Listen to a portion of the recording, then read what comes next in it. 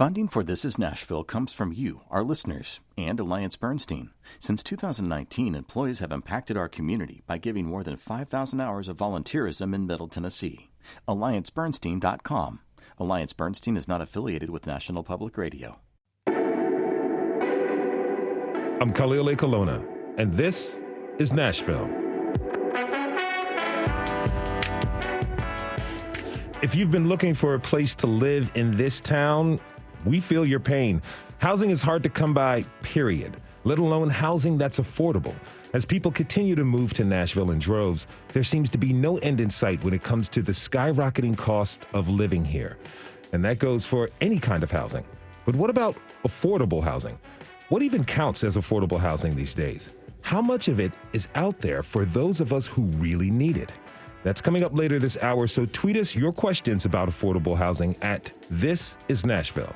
But first, it's Thursday, so you know what that means. Yes, it is time for At Us. Each week, we take time to read the comments so you don't have to. We are encouraging you to literally add us on Twitter at This Is Nashville, on Instagram at This Is Nashville_WPLN. Our digital lead is Anna Gallegos-Cannon is here with us as always. Hey, Anna, how's it going? Hey, Khalil. It's going pretty good, and it's always good to be back in the studio with you. Oh, it's such a fantastic time. I really enjoy and look forward to Thursdays. So on Monday, we had an episode about sidewalks, or really the lack of sidewalks in this town. We asked our listeners to send us in their questions and concerns before the show, and we got so many that we couldn't even get to all of them. I mean, we have a lot of smart and informed listeners, so personally, I was not surprised at all. The smartest listeners.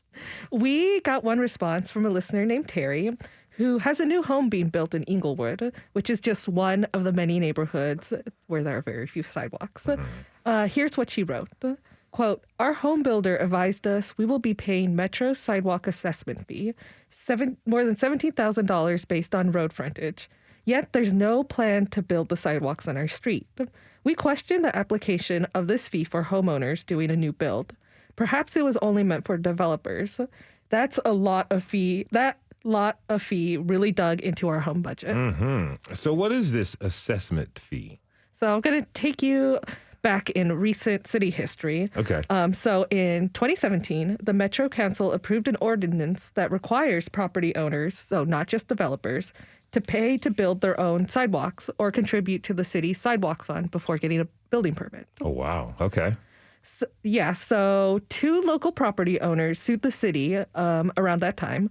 They claimed that the ordinance was unfair because the city should be using taxpayer dollars to pay for infrastructure, and that the city, by doing this, was holding building permits hostage.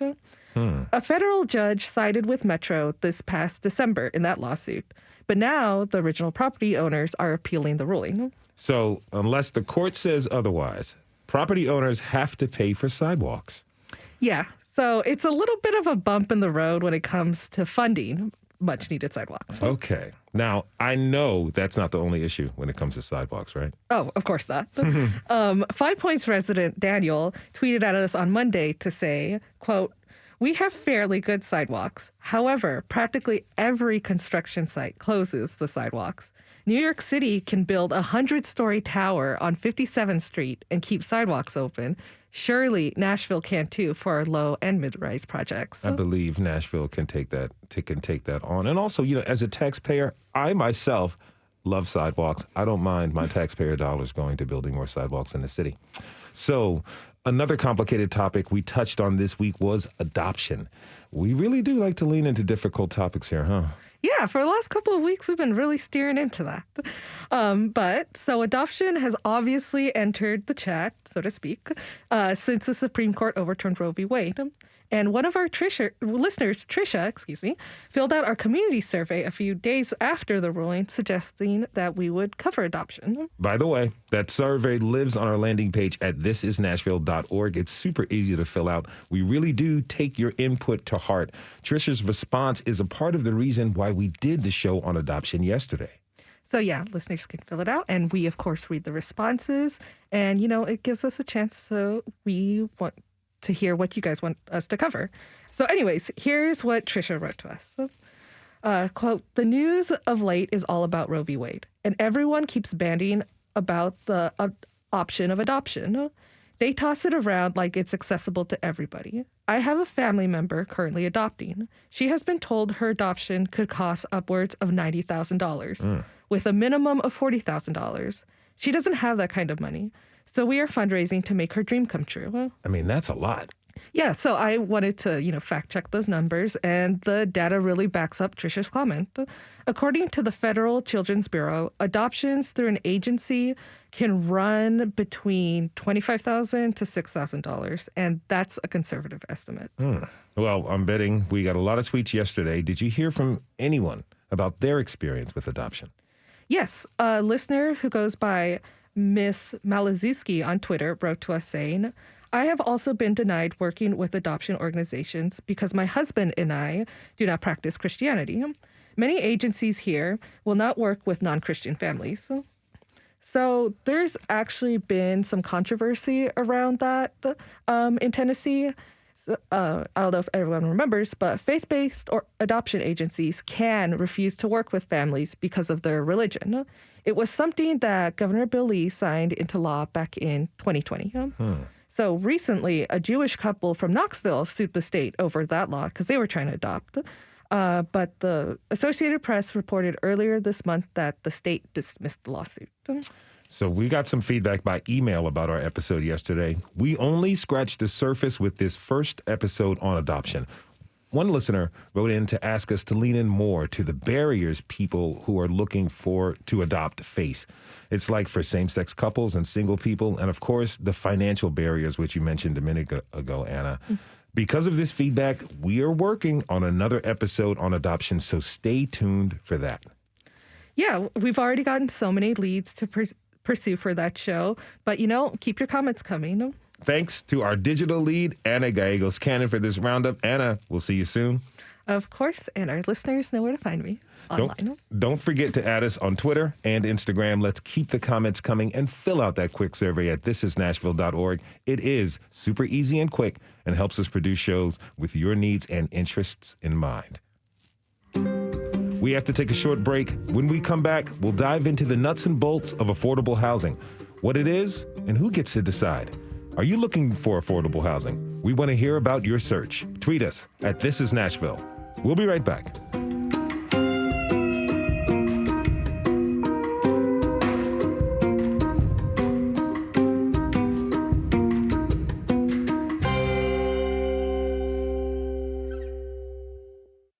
Funding for This Is Nashville comes from you, our listeners, and Music City Prep Clinic, Nashville-based provider for PrEP, and offering comprehensive sexual health services in an environment designed to be safe, professional, and shame-free.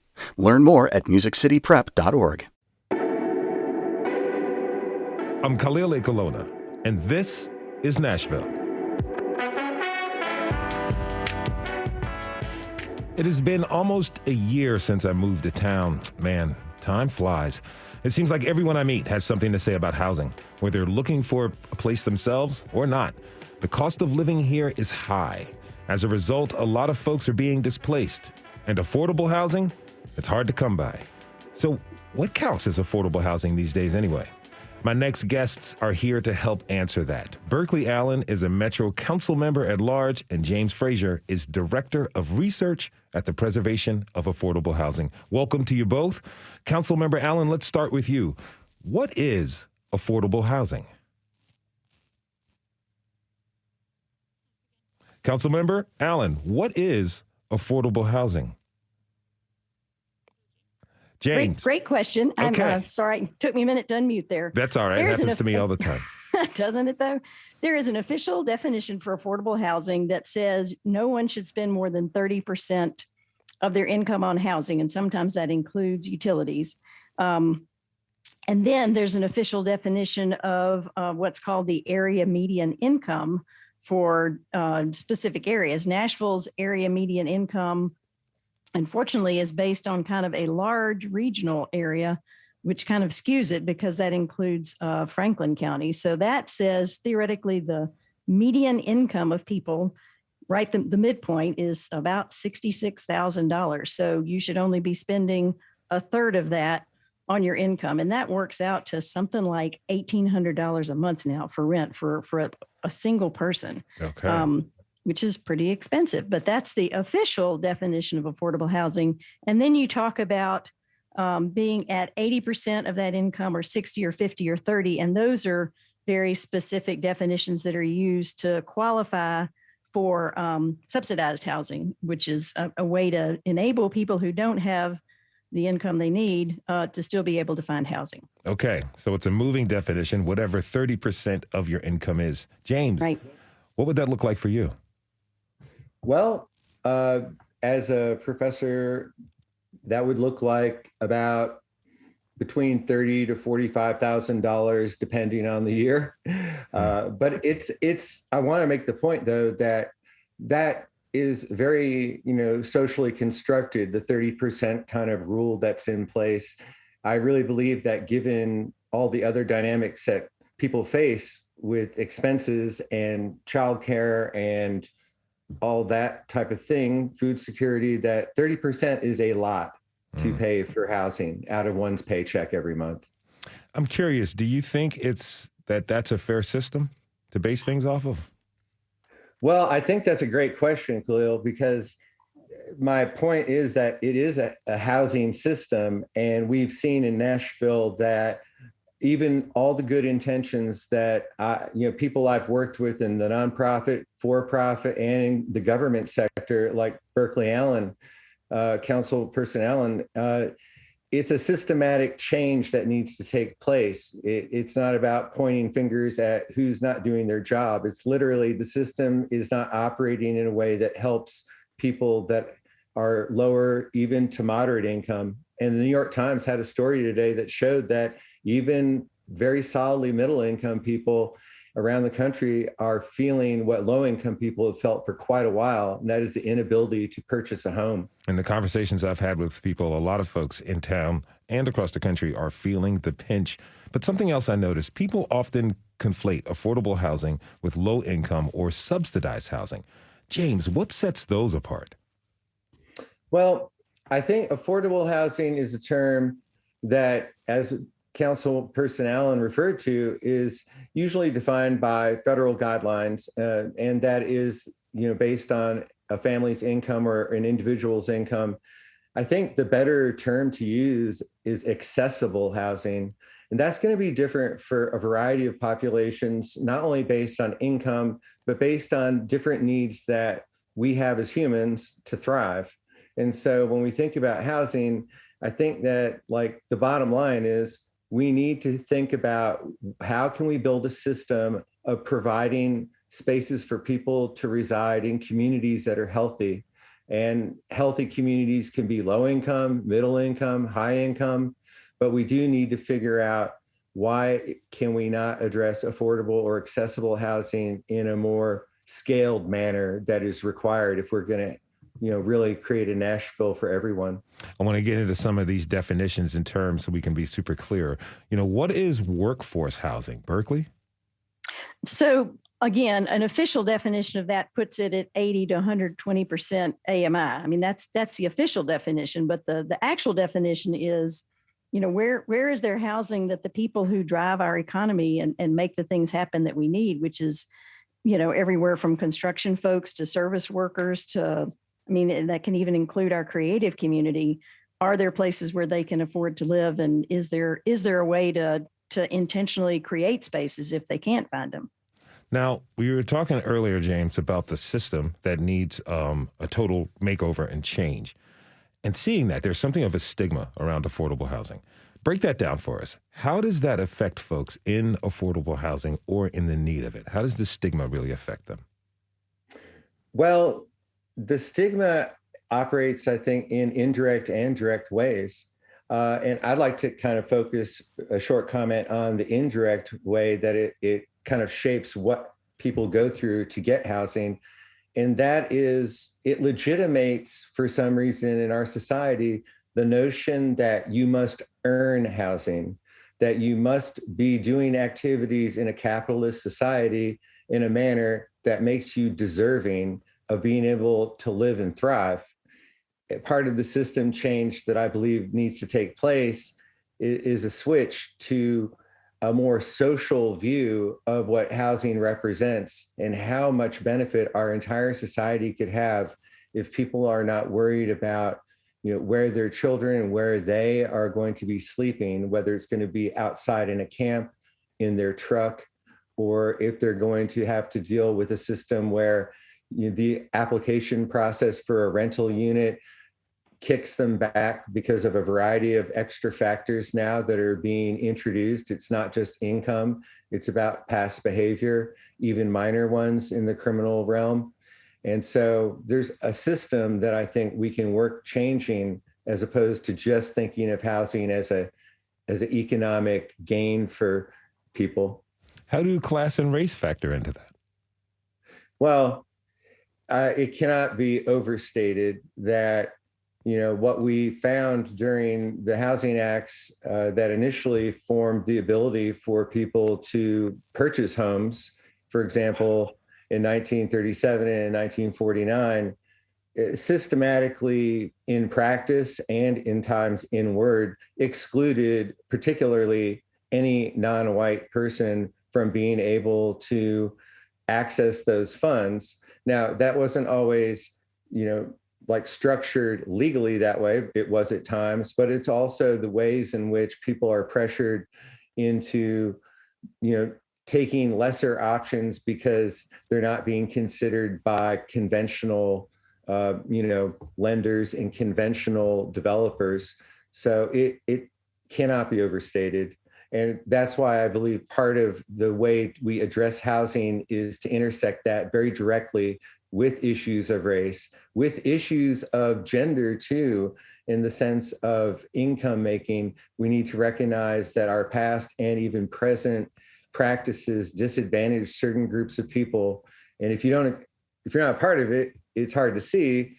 But I think we have plenty of evidence now to show that it's time to socialize some housing, part of that market in Nashville through a public effort.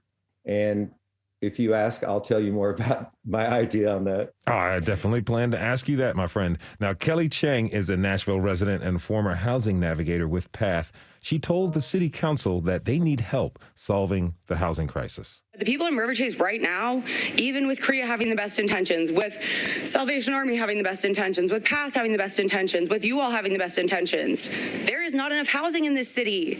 We have people who are on 131 on a wait list they've been on for 3 years. Section 8, why are we still giving people vouchers when there are no places to live on Section 8 anymore? The Low Barrier Housing Collective, they tried it. The anti-eviction stuff, all of this goes together. Homelessness goes together. Berkeley, what action will the city take to address this housing crisis? I'm glad you asked. I mean, it's a huge problem. We're not going to solve it overnight, but we have been working on it for a number of years, and slowly, we are creating tools that I think will begin to chip away with it, hopefully at an accelerating pace. So we've already got the Barnes Fund, which creates, at this point now, we're up to 1,200 units a year. It started, at maybe a handful of units a year. And MDHA is now going through an envision process at their public housing processes areas that are, in addition to preserving the very low income units that they have, which we have a huge need for, they're including in a mixed income model both workforce and market rate in there. So they're adding in reasonably priced housing while updating some badly needed properties that have been neglected just because of lack of federal funding for that. So that's a program that is creating some new housing. And we've also created a tool called a community land trust, which it lets a trust for Metro own the land and provide a way for a homeowner to get into property much less expensively, provides financial support, and then preserves that affordability even when they are able to move on to something else by working out a deal with the owner to not get a windfall on it, which is what so much of we see. And there's also a federal program that's administered through the state called low-income housing tax credits that enables even for-profit owners to lower their cost of building so that they can lower the rent for income qualified tenants. And the council worked really hard to create a tool called inclusionary zoning that would simply say every project that gets built needs to add 10% of their units that will be set aside for tenants who need to pay less. And that was unfortunately preempted by the state, although it still sits there. And if we can ever get the state to realize what an important tool this is statewide, hopefully that we can put that one to use. And then there are a couple of smaller ones. We've got a housing incentive pilot program that literally makes a landlord whole and says, you can still make this ridiculous market rate that seems to be going in Nashville. And the city will subsidize that for tenants who qualify. And then finally, we just created a tool called a mixed income pilot, which is a tax abatement for for-profit builders who will set aside a certain number of their units for a lower income rent being paid for qualified tenants. And for that, they know that they can bank on getting a property tax break for the same number of years that the properties stay affordable. And then we're looking now at what metro land is out there that we might be able to use in concert, either with for-profit or nonprofit builders that would be willing to make use of other tools and build housing on metro land that could be rented at lower cost. So those are some of the tools that we have put in place over the past couple of years that, as I said, they haven't solved the problem, but we're working hard at chipping away at it. And then finally, the mayor has appointed a task group that made some very specific recommendations. And a lot of those have been put into place, like creating a new Department of Housing, which I think is really going to accelerate the creation of new tools for us. And that group is also working. The new housing division is putting together a process to help figure out how we can use some of the American Rescue Plan funds to create some long-term sustainable either social impact funds or just maybe co-ops. And I think Dr. Fraser may talk some more about that in a minute, that may be able to generate their own income so that they can continue to create stuff. So it's like all these tools, though, but why? And why haven't we solved the problem? Exactly. Why haven't we solved this problem? That is such an excellent question. It's a slow process. And as I've said, these have all kind of come online sort of one at a time since beginning in 2014 is when the Barnes Fund was founded. So there is an upward trend, but we just have so far to go. We're just going to have to continue to add tools to that. I understand it's a slow process, but not to quote Game of Thrones, but winter is coming and there's people who are going to need homes coming up soon. I hope there's some way that we can find ways to expedite this process. And how many of these units will be created this year? I think with our goal is to create 5,000 a year. Right now we know the Barnes Fund can create about 1,200 a year. MDHA through their Envision process is creating a handful of hundreds. Through the Low Income Housing Tax Cut Project, that tends to be several hundreds per year. So we're not to that 5,000 units per year goal yet, but we're closer to it than we've ever been. And we'll just have to keep getting, closer and closer to that until we're finally doing it. I don't think it's happened before this winter, though, unfortunately. If you're just tuning in, this is Nashville, and I'm your host, Khalil Ekalona. We're talking about affordable housing with Metro Council member Berkeley Allen and James Frazier, Director of Research at the Preservation of Affordable Housing. Please tweet us your questions about affordable housing at This Is Nashville. Now, what role do private entities really have in solving this problem? James? Well, I really appreciated Councilperson Allen Berkeley's comments. And it made me think of Audre Lorde and the quote, "We cannot, dismantle the master's house using the master's tools." Mm-hmm. And that's certainly about race, but it's also about economics. And I would say that working closely with the council for many years, doing the actual report for the planning department on the inclusionary zoning, legislation that we try to get put forth, as well as other activities, I only see, one path forward in a kind of orientation, and that is to really look at the whole housing issue as a system. And if we realize that affordable housing builders, developers, regardless of the policies, if we pander to, and I have a lot of developer friends in Nashville, they're probably going to cringe when I say this again, but we cannot be relying on them. That's not their job. Now, they can make money off of building the housing. They can make money off of managing some of the kind of, site development.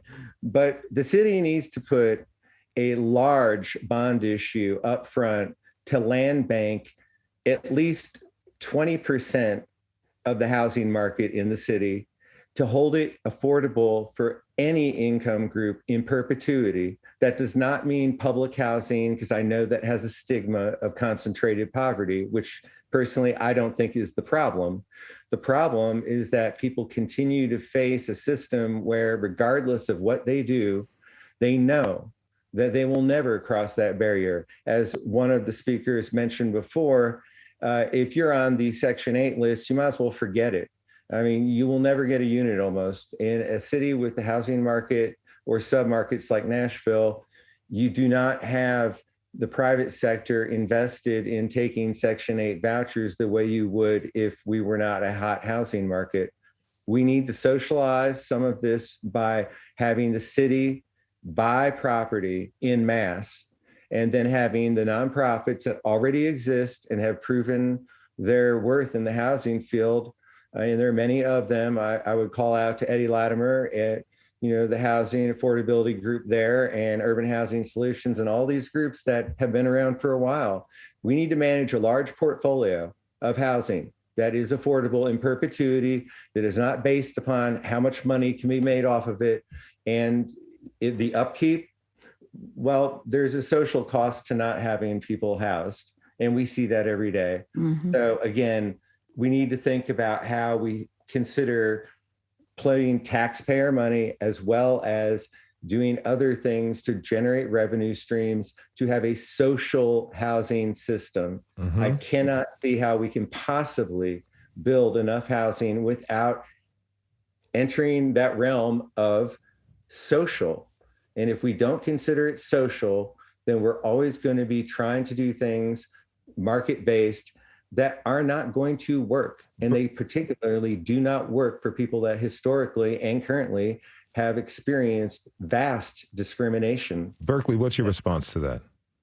I think you got the smartest person on housing on this show, and I'm grateful to have his input. And we've heard some great tools, like there's something called a PREC, which is, help me with this, permanent real estate cooperatives, I think, that would follow well in that model. And there are other countries that do this really well, where it's not something that is built for someone to make a profit on. It's something that's built for people to live in. So we've got other models that we can look at that we don't have to reinvent the wheel. And I am hopeful that this funding through the American Rescue Plan can be the starting base for that. And then we can then set it up so that it will perpetuate itself and grow and accelerate. So I think there's no question the market is not going to solve this problem. And the spectrum of tools that we create, I think, goes absolutely all the way to social solutions as well. So I would agree with James on that. So Berkeley, wholeheartedly. You mentioned that the state plays a role here. How are we working with other counties to remove the state as a barrier to our local initiatives?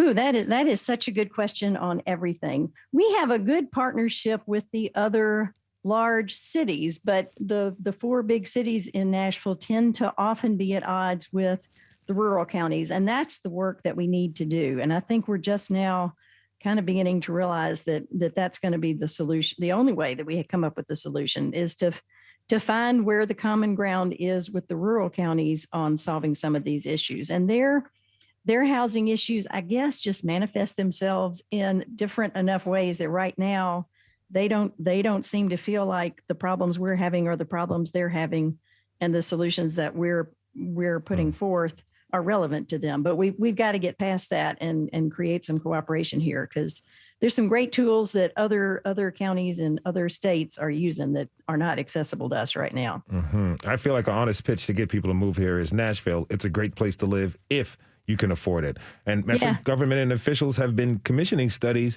on the issue of affordability, but very little action has come out of them. Really quick, really briefly, James, what will Nashville's identity be if we continue on this current trajectory?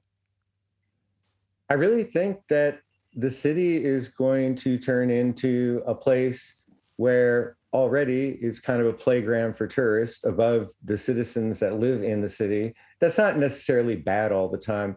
But what we're going to find is that people are going to, decide, I need to find a job elsewhere. I'm not willing to deal with the stress, the hassle, and it's not going to be an open community. It's going to lose like what makes Nashville quirky and diverse. I mean, I know that to some people that may have been lost 10 years ago, but I think that it's not too late if we really think of it in a systems way. We must really consider very social solutions. And there's a precedent in rural areas for this, by the way. I mean, the co-ops that exist in the United States were majorly in rural areas around farms, electricity, utilities, food. We could bring in people from rural areas and they could show Nashville how they have been successful over the last 100 years with co-ops of different sorts and build a community that supports people. It is not an urban-rural divide. It doesn't have to be, but I agree with Berkeley. Rural folks really haven't been asked a whole lot. So if their knowledge isn't valued in their co-op experience, they might not understand why a city like Nashville would like to have something like that. I think it could be a game changer to get those kind of folks together talking that we are on a single trajectory here. Our futures are combined, and they have knowledge that really would benefit urban life and urban dwellers. That's how we bridge these divides. It reminds me of the housing tales of New York City, Los Angeles, and the Bay Area. Hopefully, we can avoid that. I want to thank Councilmember Berkeley Allen and James Frazier from the Preservation of Affordable Housing. Thanks to you both for coming on to the show today, and thanks for this information. We have to take a quick break. When we return, we'll hear from a few tenants themselves about their experiences. Are you searching for housing? What does affordable mean to you? Tweet us at This Is Nashville. We'll be right back.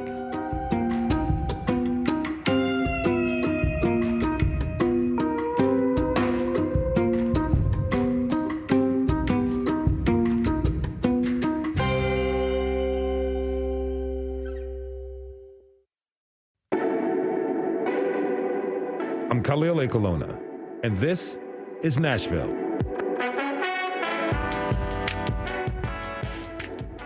I, like thousands of others Nashvillians, am a renter. I love my place. It's pretty cool. Will my rent go up when it's time to renew my lease? I don't know. If it does, will I stay? These are the questions many renters in our city have faced in the past few years. In turn, landlords had to figure out if they have to raise rents on their tenants. Our affordable housing dilemma affects tenants and landlords alike. My next guests are current renters in Nashville. Donna Clay and Efrat Deem, welcome to the show. Thank you so much for joining us today. Now, Donna, thank you. Donna, let me start with you. You're currently renting in Berkshire, which is in East. Yeah. But I understand that there's some uncertainty with your living situation. Can you tell us more about that? Yes. Well, come next year in September, they're supposed to be tearing them down. And there's going to be some new property there, new apartments there. And they were supposed to see if HUD would transfer the vouchers to the new location, which is in Madison. How does that make you feel? I really don't want to because I'm like 5 minutes from my job. I walk to work every day. Mm-hmm. I'm at Inglewood Elementary. I work there, and I'm just 5 minutes away from my job. But if I move to Madison, it's gonna make my commute harder because I don't have a vehicle, so I have to walk to Gallatin Road because no bus comes up in there. If it do, I don't know what time it runs. And so now I have to worry about how I'm gonna get to work on time. What have your neighbors said about this as the news of the buildings being torn down approached? It's mostly not the young people. over there is mostly the elderly people, the ones who are on fixed income. Mm-hmm. You know, they devastated because they don't even know what's going to happen to them, and can they afford to live somewhere else if the voucher doesn't go through? I mean, what's going to happen to those senior people that live over there? And there's quite a bit in one bedrooms that, you know, they don't know what to do. I mean, they ask me questions like, you know, I talked to a couple of them, but like I told them, I don't know neither, because we just up in the air about everything. Nobody has told us anything. Do you feel like the city is taking your situation seriously? Absolutely not.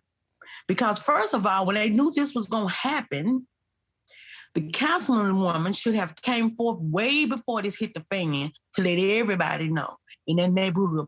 And I can understand they don't want subsidized around all those $300,000 or $400,000 homes. I get that. But make something affordable for the people that stay in the community that makes the community. And that's not happening right now. Now, Efrat, you're pretty new to town and you're here for school. I'm sure a lot of listeners can relate. It's hard to keep up with rent when you're studying full time. What's your experience with affordable housing? What has it been like since you moved here a year ago? So we moved exactly a year ago to Nashville from out of the U.S. And we love our house, but unfortunately we will have to leave it after the lease will end, just because the rent raised so much that we can't afford it anymore. So we are looking for a new place now. How much did your rent go up? About 10%, something like this. Okay, and that's got to be really tough. Now, you moved here from Tel Aviv, right? Yes. Is that an affordable place to live? Definitely not. When I lived there, we had a rare apartment, which was very affordable. And I think the case in Israel is, like in Tel Aviv specifically, is also not good with housing anymore. I know that all of my friends get like very high like rent right now, and everything is rising in like crazy right now. So it's similar to here, but we could afford it, and I was not in school. I earned more than what I'm earning now, so it was more affordable than now for me. So did you expect any type of reprieve from the expensive housing when you came to Nashville? We had a few options, and we chose Nashville because it's supposed to be affordable than other places. So we really hoped it's going to be something we can live for and afford ourselves. And probably it's still more affordable than like big cities in the US, but I feel like it's becoming less and less. And there is no the salary for a graduate student is not a lot. So it's not as affordable as I hoped so. You know, in our last segment, our guests helped us define affordable housing. Housing that is technically affordable, according to the definition, is 30% of your income. I'd love for each of you to share what that would look like for you based on your current income. What would that make your rent? Donna? Well, 30% of my income is $366.20 that goes that 30%. Mm-hmm. Now, if they're looking at what you make, when they're looking at, see, that's why I'm confused about the housing. Because if they're going on your income, it's not your net, it's your gross, but your net don't match that. So you really don't have enough in your net to even pay what they want you to pay. Mm-hmm. Efrat. Exactly. If I will have to calculate, 30% will be like a yearly of 10,000. I'm earning 30,000 a year. Mm-hmm. But my husband is also working, so we can afford ourselves like 2,200. This is what we put for ourselves that we can afford. But also we are trying, like when you calculate it with having a vehicle so you can get to work, and so it's becoming more things that you need to take into account. Living expenses that James alluded to earlier in the show. I'd like to introduce my next guest, Lisa Smith. Welcome to This is Nashville. Now, Lisa, you are a former landlord, right? Yes, that's true. Tell me, who were some of the people you rented to? And thank you for having me. And I've got 2 pages of notes and I'm sitting here with my brain blowing up. I rented predominantly to folks who had a voucher. I had a couple of pieces of rental property, and I'm so mad. I really wished I still had some rental property for some of the folks who are on here now. Like I said, I rented to Section 8, and I took my time. I went through it was what I call tedious, but I'm a note taker and a list maker. So what I did was when I put the property on, first of all, when I put the property online, in 6 hours, I had probably 40 phone calls and email. Wow. And then within 2 weeks, I had about 75 total of emails. So from that, I tried to reply to every one of them. From those that I got replies, I did, ask them if they would be willing to do a background and a credit check. And of course, I think they have to with their voucher, but I sent out probably 20 links and I paid for it because it cost money to do because I had a landlord online system that I used to do background checks and do income checks. Mm-hmm. So they did not pay. I didn't do a application fee. I paid for the credit check and the background check. And I mean, literally the bottom line is nobody had over a 550. And that's what I expected, which was no problem, because I knew what I was facing. So I did that. I selected 10 people to talk to. I talked to them and picked from the top 3 and picked a family out of those top 3. Now, had families. Oh, go ahead. I'm sorry. How is that different than if you rented to a person working a higher income job, someone who wasn't on Section 8? I probably wouldn't have. I would have definitely looked at their credit score for sure, and I would have picked the highest credit score, and then went through the same process of calling references. I did call references. Of calling references and that's what I would do now because I currently have my own a townhouse that I had considered renting out because I'm making some newer real estate moves, but considering renting it out at a little bit below market, but probably at market rate around $2,200 because it's a 3-bedroom, 3-bath. But I would call references, do the credit check, and do the background check. But it all takes time. You have to take the time to do that and meet people. So, I mean, that's kind of what I would add for it. Now, from what I remember in our production documents, Efrat, you were looking for a place that was around $2,200. Is that right? Yes, you're right. We're still looking. Well, I will definitely have to make sure that you and Lisa get together if she puts that townhouse up on the market. Now, Donna, you lived in the city for nearly 50 years and you've seen a lot change. When did you first get a sense that there was an affordable housing problem developing here? When I guess about 5 years ago, when I tried to apply for housing, it's so hard because every time they open the site up, you're on a waiting list. So what's the purpose of the waiting list? And then every time they open it up, you have to go reapply, update, but then you can't do it because the site won't let you, or you putting in the wrong information. They make it very difficult, even for seniors who want to apply for the senior housing. All of those people are not technical support people. They need help in knowing how to do those. They need to just make it more easier. But I noticed it a while back because it was so hard to find housing. Now, how do you feel about the way city officials have addressed the problem? They really haven't addressed it. They haven't addressed the problem of people going to be homeless in the next couple of months or years.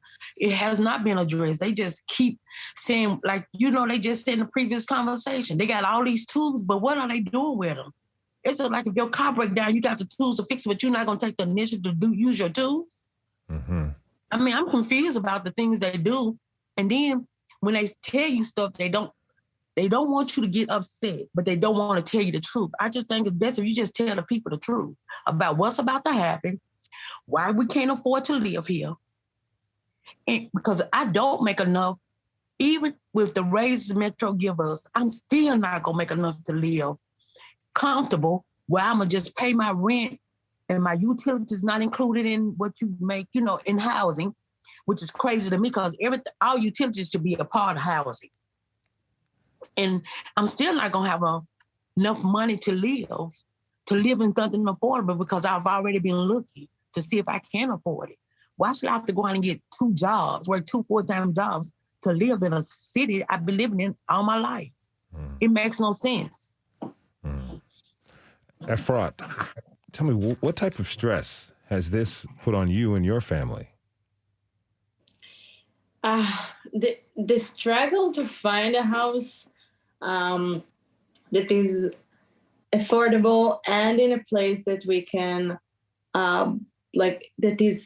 we need to be in the city, for example, because we only have 1 car and we work in the city. So we need to coordinate it between the 2 of us. So we have also specific places that we can look for. And it's almost impossible to find houses in these areas. Our neighborhood is out of the window already because it's too expensive.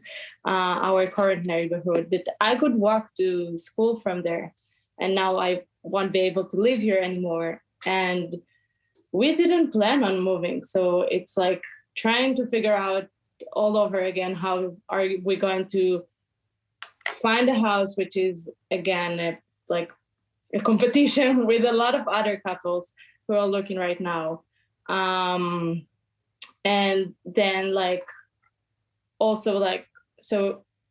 sorry, I lost my line of thought, but yeah, it's the hard competition. And then it's trying to understand how you can really manage the day-to-day afterwards, packing, everything is a lot of money, a lot of time, a lot of stress, because most of the houses that we're seeing, we're as the landlord said, it's tons of people are also seeing the same house. There's a lot of competition for it, and I can hear the stress that both you and Donna are expressing. Now, Lisa, as a landlord, you did a lot to try to offer affordable housing, but what would you like to see developers do to alleviate these pressures? Wow. So as a wannabe developer myself, I do understand the desire to want to make money. But I did make money when I rented well below market rate. It has to be a group effort. We can't expect for developers to do everything on their own, and we can't expect for government. Government can't do it on their own. And then there's just going to have to be some working together. I heard earlier when during the first part of the first segment that one person had to pay $17,000 for sidewalk, and that is ridiculous. I mean, I'm from a small town, and I do have small town ideas, and I come from a town where early, when I was first born or first living there, when I first was aware of developing a building, the city and the developers they were required to build certain things. They were required to put in street lights. They weren't required to do sidewalks, but they could pay to do sidewalks. So certain parts of the infrastructure, that's the cost of building. You purchase the right to this property. Now the right to build and I don't mean infringe in a negative way, but you're infringing space on the people who surround you and the state government that takes care of the infrastructure. It should be expected that you help pay for that.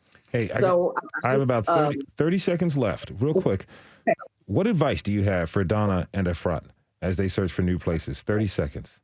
Right. So Donna, and I put in the texting to contact Kenisa Patterson at Vision Heirs. She helps people to find either funding or a new home. And then I have a potential name for the young lady from Tel Aviv, because I don't want to butcher her name, but that is a potential potential home for her to rent. I don't know if the young lady has rented her townhome, but I'm happy to connect the two of you. But it's rough out there. It's rough. That is Lisa Smith. I want to thank you. I want to thank Donna Clay, and I want to thank Efrat Deem. Thank you all so much for being on the show with us today, and good luck to you all.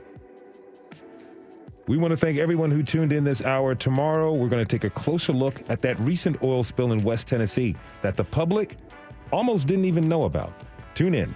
This is Nashville is a production of WPLN News and Nashville Public Radio. Listen back at thisisnashville.org or wherever you get your podcasts. Our producers are Steve Harouche, Rose Gilbert, Tasha A.F. Lemley, and Ambriel Crutchfield.